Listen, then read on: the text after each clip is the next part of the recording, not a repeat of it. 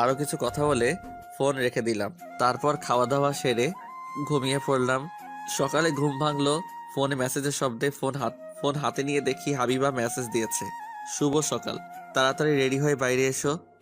আমি বুঝতে পারছি না মেয়েটা কি চাই আমার কাছে। আমার সাথে কোনো ষড়যন্ত্র হচ্ছে না তো? তাড়াতাড়ি রেডি হয়ে বাইরে এসে দেখি হাবিবা দাঁড়িয়ে আছে।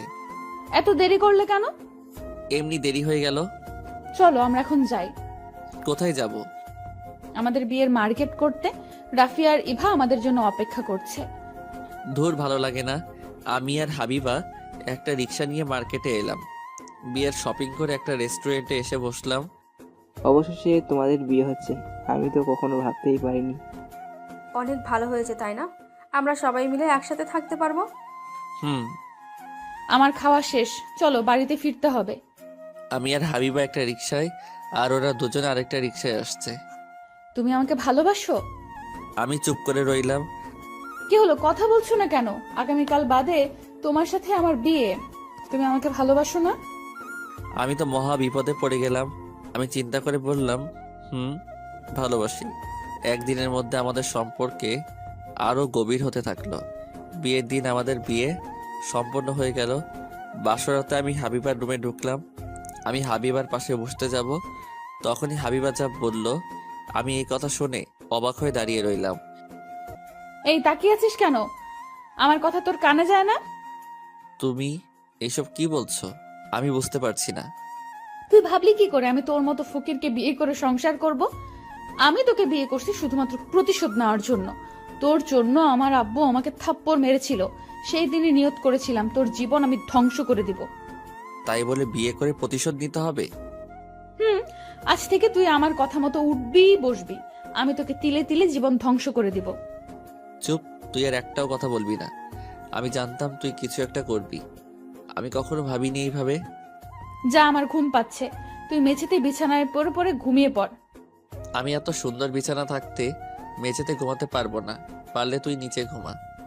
কি বললি তুই? আমি নিচে ঘুমাবো? আমার বাড়িতে আমাকেই বলছিস নিচে ঘুমাতে? আমি হেসে বললাম, এটা তোর বাড়ি কি করে হলো? আজ থেকে একটা তোর বাপের বাড়ি আর আমার বাপের বাড়ি, সেটা তোর নিজের বাড়ি। কি? আহারে, তুই জানিস না বিয়ের পর বাবার বাড়ি কেন নিজের বাড়ি হয় না? আমি এসব কিচ্ছু মানি না। তুই নিচে ঘুমিয়ে পড় গিয়ে। এখন আমার ঘুম পাচ্ছে। আমি বেডে উঠে একপাশে শুয়ে পড়লাম। হাবিবা রেগে একটা মাঝখানে কোলবালিশ দিয়ে শুয়ে পড়লো। আমাকে প্রতিশোধ নিতে বিয়ে করে নিজে ভুল করছিস, পরে বুঝতে পারবি আমি কি জিনিস। সকালে ঘুম থেকে উঠে দেখি হাবিবা গোসল করে রুমে এসেছে। এই কুত্তা, তুই এইভাবে আমার দিকে তাকিয়ে আছিস কেন? লুচ্চা কোথাকার বদমাইশ! আমি যদি কুত্তা হই তাহলে তুই আমার বউ, তাহলে তুই একটা কুত্তা। রাতে আমাদের মাঝে কিছু হয়নি, কিন্তু তুই গোসল করছিস কেন? চুপ! সকালে গোসল না করলে সবাই সন্দেহ করবে। আর শোন, আমাদের মাঝে বর বউয়ের সম্পর্ক নেই, এটা যেন কেউ না জানতে পারে। আমি কিছু না বলে চুপচাপ বেড থেকে উঠে ফ্রেশ হয়ে নিলাম। কাজের লোক এসে নাস্তা করতে ডাকলো। আমরা বাড়িতে ফিরে যাচ্ছি। আমি যাব না, তোমরা আমাকে রেখে যাবে? আজ থেকে তুমি এখানে থাকবে আমার সাথে, ব্যবসা দেখাশোনা করবে। কিন্তু আমার পড়াশোনার কি হবে? বিআইয়ের সাথে কথা হয়েছে, পড়াশোনার পাশাপাশি ব্যবসার দেখাশোনা করিস। কোনো কিন্তু না, আব্বু তো বলছে পড়াশোনা করতে। আমরা বিকালের দিকে বাড়িতে রওনা দিব। আমিও তোমাদের সাথে যাব।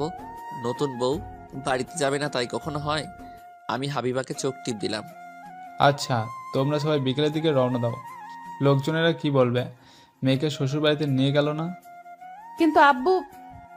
কোনো কিন্তু নেই, এখন থেকে রেডি হয়ে নে, আমি সব ব্যবস্থা করে দিচ্ছি। আপনাকে কিছুর ব্যবস্থা করতে হবে না।